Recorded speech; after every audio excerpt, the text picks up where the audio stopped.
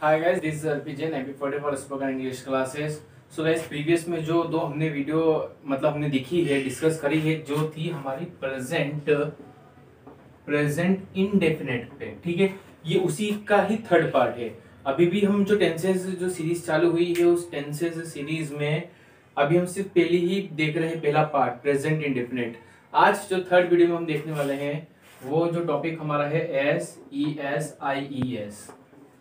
ठीक है, SESIES। Okay, previous video हमने देखा था कि जो स्ट्रक्चर होता है सब्जेक्ट प्लस वर्ब की भी कौन सी फॉर्म थी यहाँ पे, फर्स्ट फॉर्म, प्लस SES या फिर IES। ठीक है ना, यहाँ पे हम इसको ब्रैकेट में ले लेते हैं क्योंकि ये वर्ब के साथ ही है। ठीक है, भले इसमें अच्छा हम यहाँ प्लस का साइन हटा देते हैं, ये इसके साथ ही है। ठीक है ना, प्लस ऑब्जेक्ट। अब बात क्या आती है कि वीडियो में हमने ये तो समझ लिया कि एस कहाँ लगेगा, ES कहाँ लगेगा, ही शी इट नेम, इनके साथ SES IES लगेगा, और आई दे यू वी इनके साथ कुछ भी नहीं लगेगा। पर बात ये आती है कि ये एस कहाँ लगेगा सेपरेटली, किन के साथ लगेगा, ये ES कहाँ लगेगा, ये IES कहाँ लगेगा, तो इसके बारे में हमें अभी कोई जानकारी नहीं है। तो यही चीज आज हम इस वीडियो में देखने वाले हैं कि ये SES समझा तो दिया, पर ये लगता कैसे है, हमें क्या पता चलेगा कि किस पर्टिकुलर वर्ड में हमें S लगाना है, किस में ES लगाना है, किस में IES लगाना है। तो चलिए आइए शुरू करते हैं। तो सबसे पहले आपको मैं बताता हूं इन दो के बारे में। ठीक है, SES का हम इस तरीके से समझेंगे कि कुछ पर्टिकुलर वर्ड्स होते हैं, अगर आप कुछ पर्टिकुलर लेटर होते हैं, अगर वो लेटर किसी वर्ड के एंड में अगर आते हैं तो आपको ES लगाना है। अभी मैं आपको जो समझाने वाला हूं वो कौन सा टॉपिक है कि ES कहाँ लगता है। तो अगर आपने ES से समझ लिया तो बचे हुए जो रिमेनिंग पार्ट है उसमें S लगेगा। अब ये कहाँ पे लगेगा, तो कोई सा भी वर्ड हो, उस वर्ड के एंड में अगर आपका SS CH SH X O या Z, अगर आपके उस वर्ड की एंडिंग इन लेटर्स से होती है तो आपके वहां पे ES लगेगा। एग्जाम्पल। अच्छा, दूसरी एक बात और कि यहाँ पे हम जो एग्जाम्पल दे रहे हैं वो वैसे तो वर्ब होगी, क्योंकि हम यहाँ पे वर्ब की बात कर रहे हैं, लेकिन यही का एज इट इज रूल आपके नाउन में भी फॉलो होगा। तो नाउन और वर्ब दोनों में एक जैसा फॉलो होगा रूल। आप एक सेंटेंस देखिएगा, जैसे एक वर्ड देखिएगा क्लास, हालांकि क्लास एक वर्ब नहीं है, लेकिन वो एग्जाम्पल बिल्कुल फिट होगा, जैसा वर्ब में रूल यूज होगा, अप्लाई होगा, वैसे ही आपके नाउन में भी यूज होगा। तो क्लास, ठीक है ना, क्लास में आप क्या लगाते हैं, अगर इसका प्लूरल बनाना है तो ES लगा देते हैं, क्लासेस हो गया। यहाँ पे मैं आपको कुछ एग्जाम्पल नाउन के और वर्ब के दोनों के दूंगा। अब यहाँ पे CH है, अब यहाँ पे हम जैसे एग्जाम्पल लेते हैं वॉच।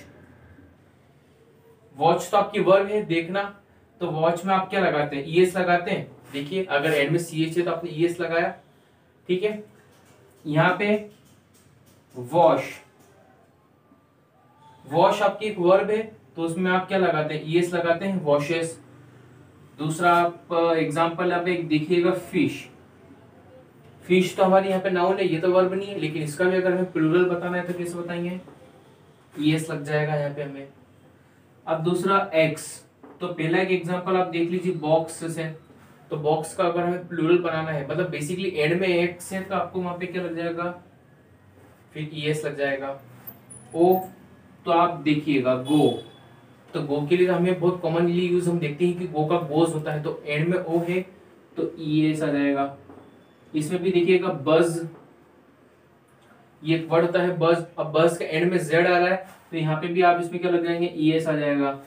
तो ओवरऑल तो एक एक एग्जांपल में, और इसके हम एग्जांपल देख सकते हैं, जैसे गो के साथ आप डू देख लीजिए, डज, ये दोनों तो वर्ब हो गए। बट अगर हम नाउन की बात कर रहे हैं तो देख लीजिए आप मैंगो, MANGO, तो मैंगोज हम ES लगाते हैं। ठीक है, मैंगोज हो गया। टोमेटोज, ठीक है, पोटेटोज, ठीक है, POTATOES, ES आएगा यहाँ पे भी एंड में। आप इसमें और देखिएगा, जैसे वॉच हो गया, अब पकड़ना कैच, तो CATCH, ES हो गया। एंड में CH आया तो ES लग गया। ठीक है। अच्छा, एक्स के लिए हम एक एग्जांपल देखते हैं, मिक्स। तो यहाँ पे क्या जाएगा, मिक्सेस हो जाएगा। डबल एस में क्लास हो गया, एक ग्लास देख लीजिए, ठीक है। तो ये ग्लासेस, किस, तो किस में डबल एस आ रहा है एंड में, तो किसेस। यहाँ पे सी एच के लिए भी आप और एग्जांपल देख सकते हैं, जैसे सी एस में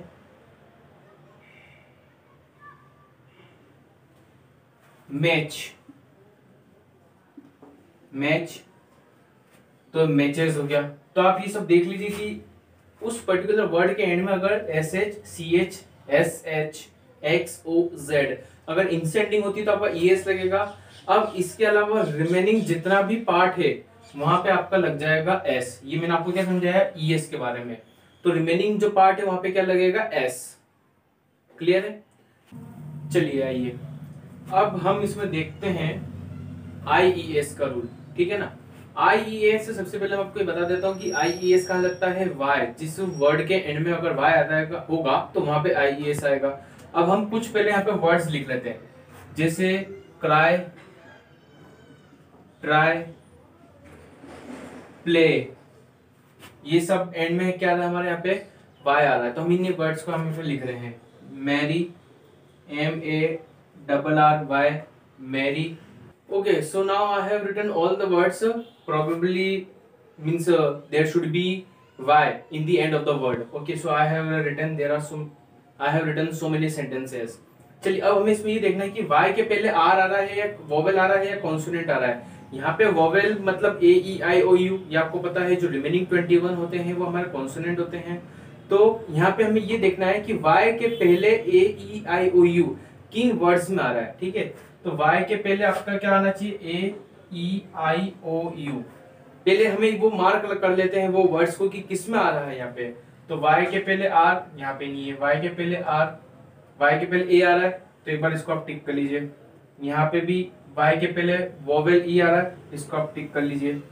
यहाँ पे फिर से में आ रहा है और ये हटा दे, y के पहले o आ रहा है, ठीक है। तो o आपका वोवेल है। फिर दूसरा पे, ठीक है। तो अभी हमने किन किन को टिक किया है, जिसमें y के पहले वोवेल है। आप देख लीजिए, प्ले, यहाँ पे a आ रहा है, e आ रहा है, a आ रहा है, यहाँ पे o आ रहा है, ठीक है ना। अब देख लीजिएगा, जहां पे y के पहले, जस्ट y के पहले वोवेल है AEIOU, तो वहां पे से आपका s नहीं हटेगा, y वहां पे एज इट इज रहेगा and we have to add s। तो आप यहाँ देख लीजिए, आप इसमें ऐसे लिखते हैं प्ले, तो प्लेज हो जाएगा। यहाँ पे आप जैसे मंकी हैं तो मंकी में आप क्या कर देंगे, मंकीज। जैसे यहाँ पे लिखा पे, तो आपका क्या हो जाएगा, पेज। एंजॉय में आप कैसे लिखेंगे, एंजॉयज। और से में आप क्या लिखेंगे, SAYS, सेज। अब इनके अलावा जो बच गए हैं वहां पे y के पहले कॉन्सोनेंट है। तो हमेशा ध्यान रखना है, y के पहले जब भी कॉन्सोनेंट हो वहां पे आपको क्या करना है, y को रिमूव करना है और IES वहां पे ऐड करना है। अब जैसे क्राई, क्राई के पहले r, आपका यहाँ पे क्या है, ये आपका एक r जो है कॉन्सोनेंट है। तो यहाँ पे हम y को हटा देंगे और वहां पे हम क्या लिख देंगे, IES। Same thing, ट्राइस, studies, STUDIES। यहाँ पे भी y के पहले d था, तो d आपका कॉन्सोनेंट में आता है, तो y को हमने रिमूव करा है और IES हमने वहां पे ऐड करा है। सिमिलरली फैमिली में भी ऐसी होगा, फैमिलीज, ठीक है ना। मतलब आपको ये सब पहले पता तो था कि फैमिलीज, स्टडीज, प्लेस, कैरी, जो भी अब हम देखने वाले हैं, जो भी हमने अभी यहाँ लिखा है, बट आपको वहां पे ट्रिक नहीं पता थी कि ऐसा होता क्यों है। कभी कल से आपको कोई सा एक ऐसा नया वर्ड आपको मिलता है जिसके बारे में आपने सुना नहीं है, तब आपको क्या पता चलेगा कि वहां पे कैसा आएगा, SES, IES। तो ये ट्रिक है जिसके थ्रू हम इसको याद रख सकते हैं, मेमोराइज कर सकते हैं। चलिए यहाँ पे मैरी, तो यहाँ पे क्या जाएगा, MARRIES, कैरीज, CARRIES, ठीक है। अपॉर्चुनिटी, तो अपॉर्चुनिटीज कैसा आ जाएगा, OPP। यहाँ पे भी अपॉर्चुनिटीज हो जाएगा। तो ये इस तरीके से आपको ध्यान रखना है। वीडियो थोड़ी सी लेंथी हो गई है, पर आप ध्यान रखिएगा कि टोटल बस ये तरीका होता है। तो ये हमारा थर्ड पार्ट था इस पर्टिकुलर वीडियो में। तो इतना ही, फर्दर आप इसके और पार्ट में बनाऊंगा आपके प्रेजेंट इंडेफिनिट में, because we have to learn negative, interrogative, double interrogative, so there are so many things which we have to learn regarding present indefinite.